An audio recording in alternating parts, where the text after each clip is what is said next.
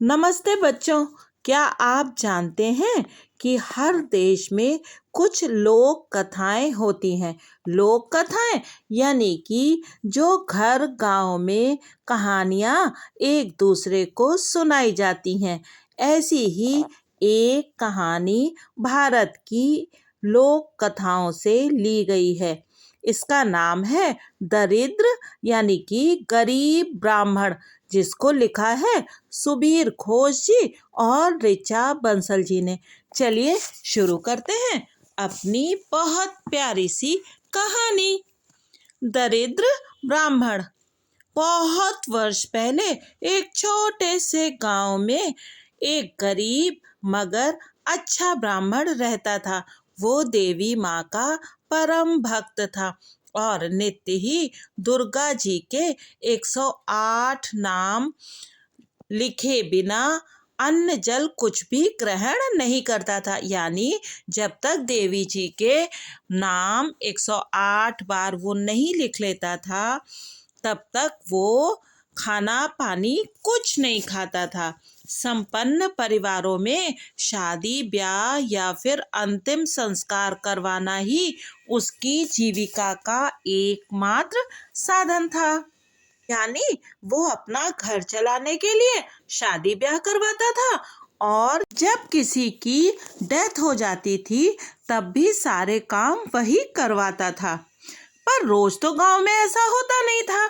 गांव में पहले जमाने में थोड़े से ही परिवार रहते थे और उनमें ना तो रोज शादी होती थी और ना ही किसी की मृत्यु होती थी। तो उसके पास पैसे बहुत कम रहते थे। बहुत थोड़े पैसे उसके पास रहते थे। उसमें पत्नी और 4 बच्चों का पेट भरना आसान नहीं था। अक्सर ही वो दुर्गा माँ के आगे अपना दुखड़ा रोया करता था। वो कहता था, हे दुर्गा माँ मेरे ऊपर कृपा करो, हे दुर्गा माँ मेरे ऊपर कृपा करो। एक बार जब उसे और उसके परिवार को कई दिनों तक भूखा रहना पड़ा तो ब्राह्मण जंगल में चला गया और वहां जाके फूट फूट के रोने लगा, क्योंकि उसे अपने बच्चों को भूखा देख के बिल्कुल अच्छा नहीं लग रहा था। वो कहने लगा, हे दुर्गा माँ कब मेरे दुखों को दूर करोगी? मेरा परिवार बहुत दिनों से भूखा है। अब मुझसे उनका दुख बर्दाश्त नहीं होता। उनका भरण पोषण करने में मेरी सहायता करो माँ। हे माँ, मैं कैसे उनको खाना खिलाऊं? मैं कैसे उनके लिए कपड़े लाऊं? वो लोग तो इतने दिनों से भूखे हों। माँ मेरी रक्षा करो माँ।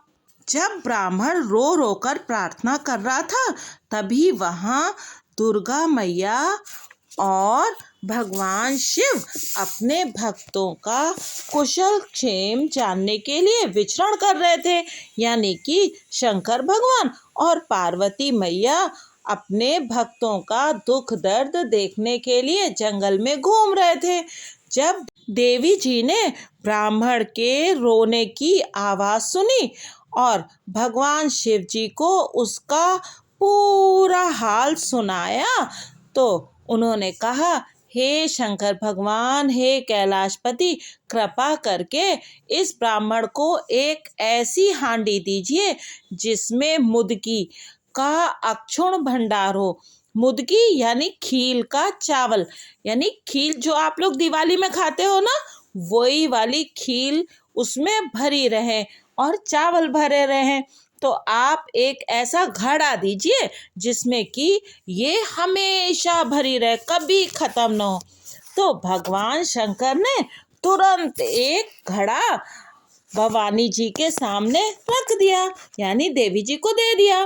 देवी जी ने ब्राह्मण को बुलाया और उसे वरदान दिया और उससे कहा, हे ब्राह्मण, तुम्हारी आराधना से मैं प्रसन्न हुई। ये हांडी ले लो, यानी कि ये घड़ा ले लो। जब भी तुम्हें अन्न की आवश्यकता हो इसे उल्टा करके हिलाना। जब तक तुम इसे फिर से सीधा नहीं कर दोगे इसमें से स्वादिष्ट चावल गिरते ही रहेंगे। इससे तुम अपने परिवार का पोषण भी कर सकोगे और अपनी जीविका चलाने के लिए उसे बेच भी सकोगे। यानी कि उन्होंने ब्राह्मण से कहा कि तुम्हें जितने चावल खाने हो तुम खा लेना और उसके बाद जो बाकी बचे उन्हें तुम बेच दिया करना। तो ब्राह्मण बहुत खुश हो गया और उसने देवी मैया को प्रणाम किया और अपने परिवार को ये वरदान दिखाने के लिए घर की तरफ भागा। जल्दी से अपने घर पहुंचा। अभी वो थोड़े ही दूर पहुंचा था कि उसके मन में सवाल आया कि क्या ये हांडी, ये घड़ा सचमुच में काम करेगा या नहीं। उसने हांडी को उल्टा किया तो क्या देखता है कि हांडी से बहुत बढ़िया मुदकी यानी चावल खील निकल रही है। तो उसने उसको गमछे में बांधा, अपने अंगोछे में बांधा और आगे चल पड़ा। दोपहर हो गई थी और ब्राह्मण के पेट में चूहे दौड़ रहे थे, पर उसने ना तो स्नान किया था ना ही पूजा अर्चना की थी। उस पर पोटली में बंधी मुदकी उसकी भूख को और भड़का रही थी। पास में ही एक सराय थी। ब्राह्मण अंदर गया और सराय के स्वामी से हांडी संभाल कर रखे रहने के लिए बोला और उसके बाद नहाने चला गया। अब सराय वाला सोचने लगा कि आखिर इस साधारण सी हांडी के लिए ब्राह्मण इतना परेशान क्यों है, वो इतनी चिंता क्यों कर रहा है। उसके पास कई तरह के ग्राहक आए थे, लेकिन किसी ने भी उससे ये नहीं कहा था कि हमारा घड़ा या हमारी हांडी को संभाल कर रख लो, हांडी तो मिट्टी की ही है। वो हांडी को उलट पलट कर देखने लगा, पर उसे खाली पाकर सराय वाला बहुत निराश हो गया। लेकिन जैसे ही उसने हांडी को उल्टा करके हिलाया, उसमें से बहुत सी मुदकी गिरने लगी। उसने अपनी पत्नी और तीनों बच्चों को झट से बुलाया और पलक झपकते ही सराय के सब बर्तन और मर्तबान मुदकी से भर गए। अब तो सराय वाले के दिल में खोट आ गया। उसने सोचा क्यों ना वो जादुई हांडी उसकी हो जाए। फिर उसने उस देवी मैया की दिव्य हांडी के स्थान पर बिल्कुल वैसी ही साधारण हांडी यानी कि घड़ा रख दिया। इसी बीच ब्राह्मण अपने नित्य कर्म और पूजा पाठ से निवृत्त हो गया, यानी पूजा करके वो वापस आया और अपने गमछे में से उसने नरम नरम मुदकी निकाली और खाने लगा। उसके पश्चात सराय वाले से वो बदली हुई हांडी लेकर खुशी खुशी अपने घर की ओर चल पड़ा। घर पहुंचकर उसने अपनी पत्नी और बच्चों को माँ दुर्गा के वरदान के बारे में बताया, पर किसी को भी उसकी बात पर विश्वास नहीं हुआ। उन्हें लगा कि गरीबी और भूख से ब्राह्मण पागल हो गया है, और जब हांडी में मुदकी का एक भी दाना नहीं निकला तो उनका शक सच में बदल गया। ब्राह्मण बहुत दुखी हुआ। सराय के मालिक की चाल उसकी समझ में आ गई। वो उल्टे पैर सराय पहुंचा, पर सराय वाला बात से अनजान होने का नाटक करने लगा और उसने ब्राह्मण को वहां से भगा दिया। ब्राह्मण फिर से जंगल में पहुंचा और दुर्गा मैया से प्रार्थना करने लगा कि हे माँ, तेरा दिया हुआ प्रसाद चोरी हो गया है, तेरा भक्त तो लूट गया। माँ मेरी सहायता करो, माँ मेरी सहायता करो। माँ दुर्गा और भगवान शिव ने फिर से ब्राह्मण पर कृपा की। उसे एक और हांडी देते हुए बोले, जाओ वत्स, इस हांडी का सदुपयोग करना और इसे संभाल कर रखना। ब्राह्मण घर की ओर चल पड़ा, पर बीच रास्ते में ही रुक गया, देखने के लिए इस बार हांडी में से क्या निकलेगा। उसने हांडी को उल्टा किया, पर इस बार उसमें से भोजन की जगह भयानक दिखने वाले राक्षस निकलकर उसे मारने पीटने लगे। अचंभित ब्राह्मण को देवी के इस वरदान का अर्थ समझ में आ गया और हांडी को सीधा करके वो एक बार फिर सराय जा पहुंचा। सराय वाला ब्राह्मण को देखकर बहुत प्रसन्न हुआ। ब्राह्मण ने फिर से उसे अपनी हांडी सौंपी और ध्यान पूर्वक रखने के लिए बोला। इतना कहकर ब्राह्मण नहाने चला गया। ब्राह्मण के जाते ही सराय वाले ने अपने परिवार को बुला लिया। सबने मिलकर हांडी को उल्टा किया।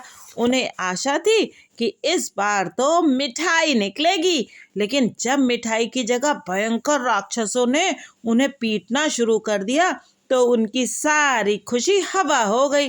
ब्राह्मण जब वापस आया तब सराय के मालिक ने उसके पैर पकड़ लिए और क्षमा याचना करने लगा। ब्राह्मण ने अपनी पहले वाली दिव्य हांडी वापस मांगी और इस दूसरी हांडी को सीधा करके राक्षसों से उस सराय वाले को मुक्ति दिला दी। प्रसन्न चित्त ब्राह्मण दो दो हांडियां लेकर अपने घर पहुंच गया और फिर अगले दिन से ब्राह्मण ने मुदकी की दुकान शुरू कर दी। देखते ही देखते उस दुकान के चर्चे दूर दूर तक होने लगे। उसने अपने लिए एक पक्का घर भी बना लिया। आखिरकार गरीबी और भूखे रहने के दिन खत्म हो गए। पर कहते हैं ना कि समय बदलते देर नहीं लगती और बहुत सारे लोग जलने वाले भी होते हैं। तो ब्राह्मण के अच्छे दिन खत्म हो गए। पहली बार तो वो बच गया था क्योंकि ऐन वक्त पर घर लौट आया था। हुआ यूं कि उसके बच्चों ने गलती से दूसरी हांडी को उल्टा कर दिया। जब वो घर पहुंचा तो राक्षस धड़ल्ले से उसके बच्चों को मार रहे थे। उसने लपक कर हांडी को सीधा किया और उसे संभाल कर रख दिया। पर दूसरी बार उसके आने में देर हो गई। छीना झपटी में बच्चों के हाथ से वो दिव्य हांडी जिससे मुदकी निकलती थी छूटकर टुकड़े टुकड़े हो गई। एक बार फिर से बड़े भारी मन से ब्राह्मण ने माँ दुर्गा और भगवान शिव को स्मरण किया। दोनों ब्राह्मण के समक्ष आके प्रकट हो गए और उसकी दुख भरी कहानी सुनकर उसे एक और हांडी दी। इसके बाद अब कोई हांडी नहीं मिलेगी। दोनों लोगों ने ब्राह्मण को समझाया। ब्राह्मण ने उन्हें प्रणाम किया और अपने घर भाग आया। घर पहुंचकर उसने अपनी पत्नी और बच्चों के सामने उस नई हांडी को उल्टा किया और इस बार मुदकी की जगह हांडी में से संदेशों की बरसात होने लगी। गोल गोल चांद के टुकड़े जैसे संदेश। मिठाई देखकर ब्राह्मण परिवार के मुंह में पानी आ गया। उनकी खुशी का ठिकाना नहीं रहा। ब्राह्मण ने मिठाई की दुकान खोल ली और उसके स्वादिष्ट संदेशों की खबर आग की तरह फैल गई। उसके और आसपास के सभी गांव में शादी ब्याह में उसकी दुकान से ही मिठाइयाँ जाती थी और उसकी दुकान की मिठाइयों के बिना शादी ब्याह अधूरे रहते थे। ब्राह्मण की दिन दुगनी उन्नति से गांव के जमींदार को ईर्ष्या हुई। उसने भी उस चमत्कारी हांडी के बारे में बहुत कुछ सुना था। मन ही मन उसने तय कर लिया कि उस हांडी को वो किसी भी तरह से हासिल कर लेगा। जमींदार के बेटे की शादी जल्दी ही होने वाली थी। इस अवसर पर उसने कई लोगों को आमंत्रित किया और ब्राह्मण से भी कहा कि वो अपने साथ अपनी हांडी लेता है जिससे मेहमानों की खातिरदारी मजेदार संदेशों से की जा सके। ब्राह्मण को जमींदार की नीयत पर शक तो हुआ पर उसे मना करना भी मुश्किल था। आखिर वो जमींदार था। जैसे ही ब्राह्मण की हांडी से संदेश के 1000 टुकड़े निकले, जमींदार ने उसके हाथ से हांडी छीन ली। उसने ब्राह्मण को खूब बुरा भला कहा और उसे वहां से भगा दिया और हांडी रख ली। ब्राह्मण कुछ नहीं कर पाया और बेचारा चुपचाप घर लौट आया। उसकी अकल काम ही नहीं कर रही थी। जैसे ही उसने माँ दुर्गा का स्मरण किया, उसे दूसरी हांडी की भी याद हो आई। कांपते हाथों से उसने हांडी निकाली और विवाह में लौट आया। वहां पहुंचकर उसने दूसरी वाली हांडी उलट दी। हांडी उलटते ही उससे राक्षसों की बारिश होने लगी जो जमींदार और उसके चेलों चपाटों को मारने के लिए दौड़ पड़े। राक्षसों ने जमींदार को दौड़ा दौड़ा कर खूब मारा और छठी का दूध याद दिला दिया। थक हार कर वो ब्राह्मण से क्षमा मांगने लगा और फिर उसकी हांडी भी वापस लौटा दी। उसके बाद ब्राह्मण अपने पूरे परिवार के साथ खुशी खुशी रहने लगा। तो इस कहानी से हमको क्या सीखने को मिलता है? पहली बात तो हमें ये सीखने को मिलती है कि अगर हमें कोई बहुत अच्छी चीज़ मिल जाती है तो हमें उसकी रक्षा करना भी आना चाहिए। और भगवान हमारी मदद तो करते ही हैं, लेकिन हमें अपनी बुद्धि का प्रयोग भी करना चाहिए। तो बने रहिए यूट्यूबर मौसी की कहानियों के साथ और सुनते रहिए अच्छी अच्छी मज़ेदार कहानियाँ। और हाँ, चैनल को सब्सक्राइब करना ना भूलिएगा। और हाँ, बेल भी प्रेस कर दीजिएगा, वरना कैसे पता लगेगा आपको कि आपकी मौसी ने कौन सी नई कहानी सुनाई है। और वीडियो को लाइक जरूर कीजिएगा और अपने दोस्तों के साथ इसे शेयर भी कीजिएगा। बाय बाय बच्चों, थैंक यू।